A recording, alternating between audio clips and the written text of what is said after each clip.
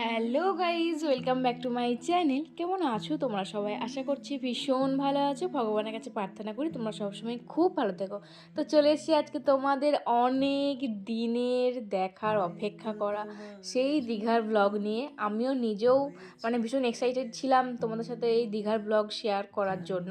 তো ফাইনালি আজকে আমি শুরু করতে চলেছি দীঘা যাত্রার পার্ট 1 ব্লগ। এটা পার্ট 1, কারণ পার্ট 2, 3 করে হবে হয়তো কয়েকটা মোটামুটি। তো যাই হোক, আজকে ভীষণই মজা করতে চলেছি, ভীষণ এক্সাইটেড। কারণ কি বলতো, আজকে আমি একা যাচ্ছি না, যাচ্ছে আমার প্রিয় বান্ধবী সায়নিকা।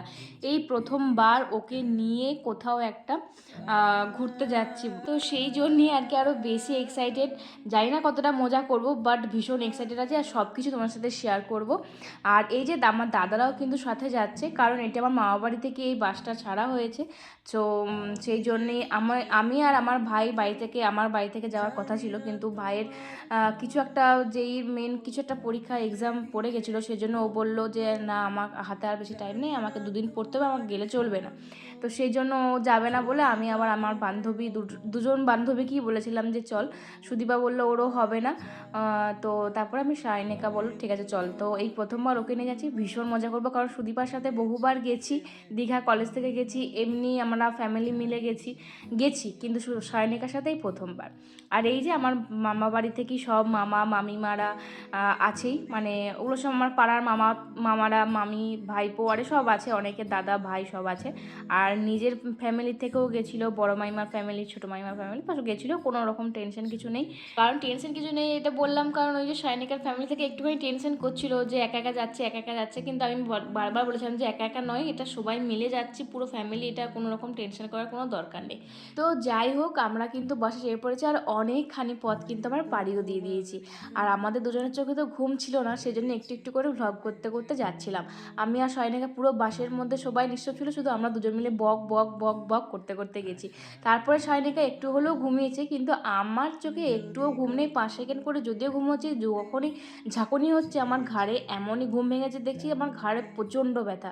সেজন্য আমি একদমই ঘুমাতে পারিনি, একদম না। 1,000 years later. তো ফাইনালি অনেকক্ষণে পরে আমরা ওই 5টার সময় করে আমরা কিন্তু ফাইনালি এসে পৌঁছে গেছি দীঘাতে। আর দীঘাতে এসে কিন্তু আমরা একটা হোটেলও নিয়ে নিয়েছি, আর এসেই পেয়ে গেছি আমরা 1 কাপ করে লিকার চা। আর আমাদের হোটেলটা কেমন কি রুম, সেটা তোমাদেরকে আমি একটু পরে দেখাচ্ছি, কারণ আমি এসেই রুমের মধ্যে ব্যাগটা রেখে দিই আমরা চলে এসেছিলাম ওই সমুদ্র দেখব বলে, সূর্যোদয় দেখব বলে।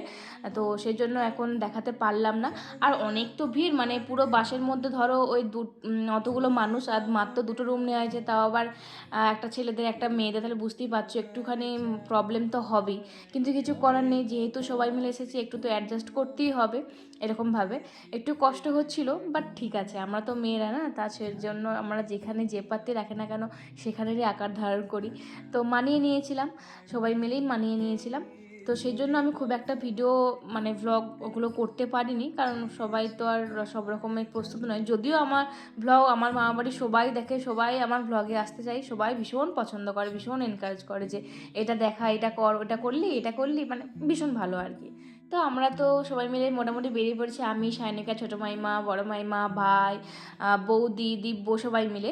তো যেতে যেতে যেতে কথাগুলো বলছিলাম যে আমি তো ভীষণ এক্সাইটেড, কিন্তু আমার সাথে সাথে তারাও এক্সাইটেড, যারা আমার সাথে গেছিলো, আমার ব্লগে যারা ছিল, তারা তো ভাববে যে আমার ব্লগ কবে ছাড়বো, কিন্তু তারা হয়তো ভুলেই গেছে, আর আমরাও ভুলে গেছিলাম, কিন্তু তারা এই যে ব্লগগুলো দেখে কিন্তু ভীষণই মজা পাবে, কারণ এই যে গেছিলাম স্মৃতিটুকু যে আবারও আমাদের চোখের সামনে ভেসে আসছে, মনে পড়ে আছে সব কিছু, যে এই তো সেদিনে গেছিলাম।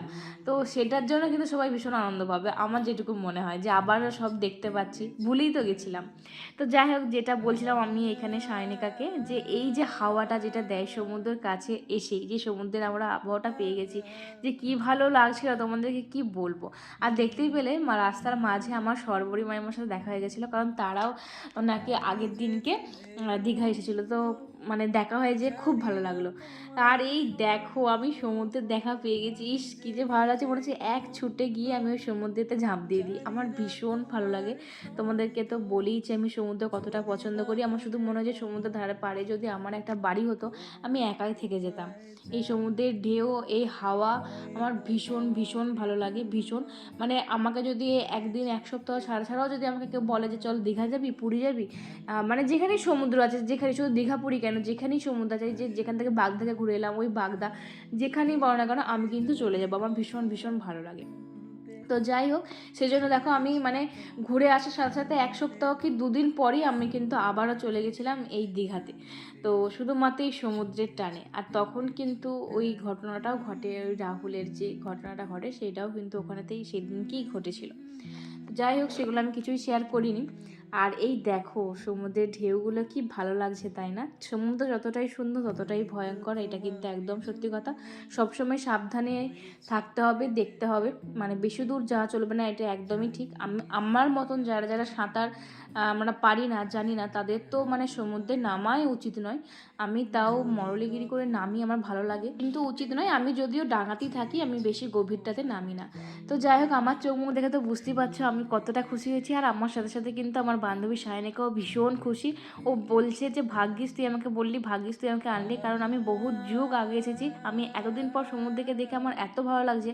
আর অনেক দিন কোথাও বেড়াতে যাই না, তোর সাথে বেড়াতে এসে আমার ভীষণ ভালো লাগছে। তো এইটা শুনে দেখে আমিও ভীষণ আনন্দ পেয়েছিলাম যে আমি ভরসা করে ওকে নিয়ে এসেছি, ও যখন মানে ওর খুশিতে আমার খুশি লাগছিল। তো যাই হোক, এখন আমরা যাব হোটেলে, তারপরে খাওয়া দাওয়া করে আবারও আমরা কিন্তু বেরোবো সাইড সিন করতে, তখন তোমাদের সাথে আবার দেখা হচ্ছে। তো চলো হচ্ছে আবারও পরের পার্টে।